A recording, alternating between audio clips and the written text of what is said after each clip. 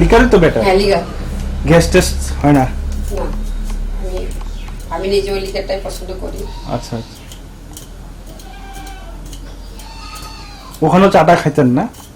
খুব কম, আমি চার নেশা ছিলাম না, চা দিনে একবার সময় দিই চা খাওয়াটা, যখন সময় পায়।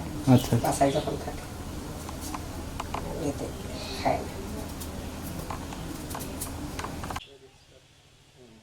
দিদি আপনার নাম কি? আমার নাম কাজল দেববর্মা। আপনি কতদিন বিয়েতে ছিলেন বিদেশে? 21 বছর রানিং। 21 বছর। আর কি পোস্টে ছিলেন আপনি এখানে এটিটিএফের? এটিটিএফের আমি মহিলা উইংসের চিফ ছিলাম।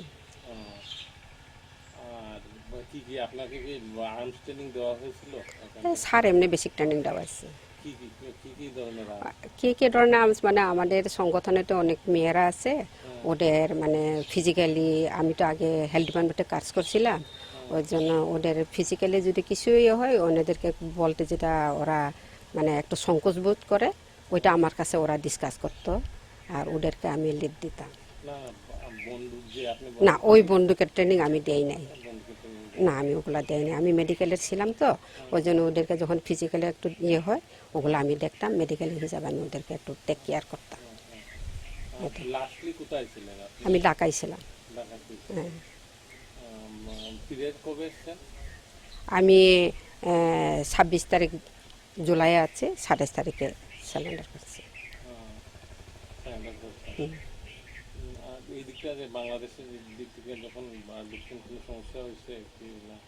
আমাকে তো কিছু সমস্যা হয় না, কারণ আমাদেরকে মানে যারা পার করছে ওদেরকে ওরা বলছে টাকা দিতে হবে, আমি টাকা দিছে, ওরা ওইদিকে পার করে দিছে, আমি পার হয়ে যাচ্ছে, ওরা ওইদিকে আমাকে রিসিভ করছে।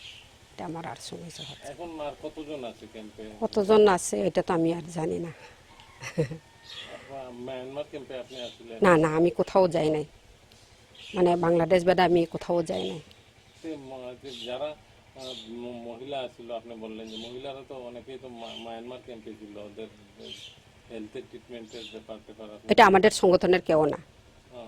আপনাদের সবাই ডাকাতে? হ্যাঁ, ডাকাতে, সবাই ডাকাতে না, আমি ছিলাম ডাকাতে, আর মানে মেয়েরা তো ডাকাতে বেশ ইয়ে আছে, ওরা তো ডাকাতে থাকে না, বাইরে থাকে, ক্যাম্পে থাকে। না, ওগুলো আমি জানি না, ওগুলা আমাকে জিজ্ঞেস না করে এবার, ওইটা তো আমাদের চিফ অফ আর্মি, উনি সব কিছু জানে, ওইটার ব্যাপারে আমি এখন তো নাই, আগে ছিল চিত্ত দেববর্মা, মানে ওগুলা অস্ত্রের ব্যাপারে আমি কিছু জানি না। আমি ওখানে কিভাবে জীবনযাপন করছে ওইটা জিজ্ঞেস করলে তো কি আর বলবো, সুখে দুঃখে সব কিছু মিলে জীবনযাপন করছি। না, আমি মাঝে মাঝে শুধু ওদেরকে গিয়ে দেখে আসতাম, কিন্তু আমি জঙ্গলে থাকি না।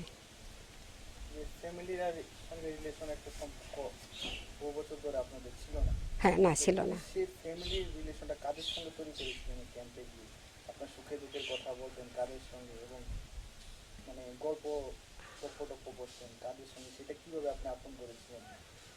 প্রথমে তো মানে স্যারের সাথে করছি, এরপরে তো আমার নিজের মেয়ে হয়েছে, মেয়ের সাথে করি, আর মাঝে মাঝে যখন ক্যাম্পে যাই ওদের সাথে শেয়ার করি। না, বাড়ির মানুষের সাথে কথা মনে পড়লেও তো এটা তো করার কিছু না, ওইটা নিজের মনকে নিজে বোঝাই নিছে, আর কিছু কাউকে কিছু বলি নাই। মেয়ে তো পড়াশোনার জন্য ওর বাবা আগে নিয়ে আছে, এখন বেঙ্গালুরুতে আছে। মেয়ে এখন ইয়েতে কমার্সে সিএ। একটাই সন্তান। হ্যাঁ, চট্টগ্রামে। হ্যাঁ, না, ঢাকায় থেকে শুরু করছে। 12 পাস করছে, তারপর ওইদিকে ফিরে আসছে। না, ও তো মানে বাংলাদেশে পড়লো, এটা মানে ইয়ে তো ফুল ইংলিশ মিডিয়ামে পড়ছে, ওই জন্য ব্রিটিশ কাউন্সিলের আন্ডারে, আর এটা শুধু মানে লন্ডন বোর্ড, কিন্তু পরীক্ষাটা দিতে হয়েছে ওরা বাংলাদেশে বসে। বাংলাদেশ তো আমি চট্টগ্রাম ঘুরছি, খাগড়াছড়ি গেছি, আর এমনি ঘোরার হিসাবে কক্সবাজার দেখছি, এর বেশি আর কোথাও যাওয়া হয়নি। স্যারের সঙ্গে মানে দিনে কতক্ষণ পর্যন্ত কথা বলতে পারছেন? স্যারের সঙ্গে তো সময় নাই, স্যার তো মানে উনি ওনার কাজ নিয়ে ব্যস্ত থাকে, আমার সাথে বেশি ইয়ে হয় না। অনেক সময় মাসে একবার দেখা হয়, বেশি দেখা ইয়ে হয় না। কোনো সময় মানে মানে অনেক সময় তো দেখা যায় নিজের লোক রাখে না দেখলে একটু মনে কষ্ট লাগে, এরকম স্যারকে বলতেন বা স্যারের সঙ্গে কোনো একটু তর্ক হতো? না, আমি স্যারকে তেমন বেশি ডিস্টার্ব করে না, কারণ স্যার ওনার নিয়েই ব্যস্ত আছে, ওই জন্য আমি ডিস্টার্ব করি নাই।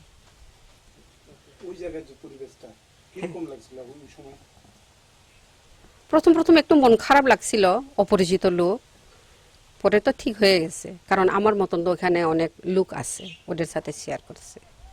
এই মূলত উদ্দেশ্যটা কি ছিল ওই জায়গাটা থাকার? মূলত উদ্দেশ্যটা কি ছিল? কি আর বলবো আপনারা। যাই উদ্দেশ্য মনে হয় বলুন না। মূলত উদ্দেশ্যটা কি ছিল? আমি ওখানে তো আছি মানে, যেহেতু স্যারের সাথে আমার ওই কাজে জয়েন করতে হয়েছে, তো ওইটাকেই বলেই থাকতে হয়েছে আর কি, আর অনেক কিছু না।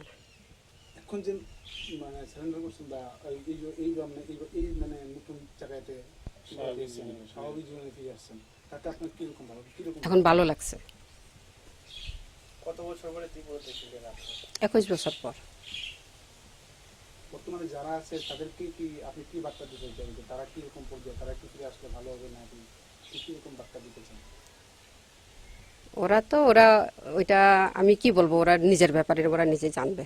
তারপরেও আপনি তো স্বাভাবিক জীবনে ফিরে এসেছেন, তো আপনার কি মনে হয় ওদেরও ফিরে আসা উচিত? আশা তো উচিত। বর্তমান রাজ্যের যে পরিস্থিতি মোটামুটি কিরকম, ভালো মনে হয় আপনার? আপনার কিরকম লাগছে? ভালো। তাদের ফিরে আসা কি জরুরি, মানে দরকার কি আপনি মনে করেন? অবশ্যই দরকার। ত্রিপুরার মানুষরা যে সময় আপনাদের কাছে ধরা পড়তো, তখন তো নিশ্চয়ই আপনাকে যে স্যার বা আপনাকে বলতো যে ত্রিপুরা, তখন কিরকম লাগতো বা স্যারকে কি বলতো তাদের সম্বন্ধে? ক্যাম্পে থাকতো তাদেরকে স্পেশাল ভাবে একটু, মানে ত্রিপুরার মানুষ হিসাবে, আপনার ত্রিপুরা জন্মস্থান হিসাবে তাদেরকে কি মনে লাগতো আপনার?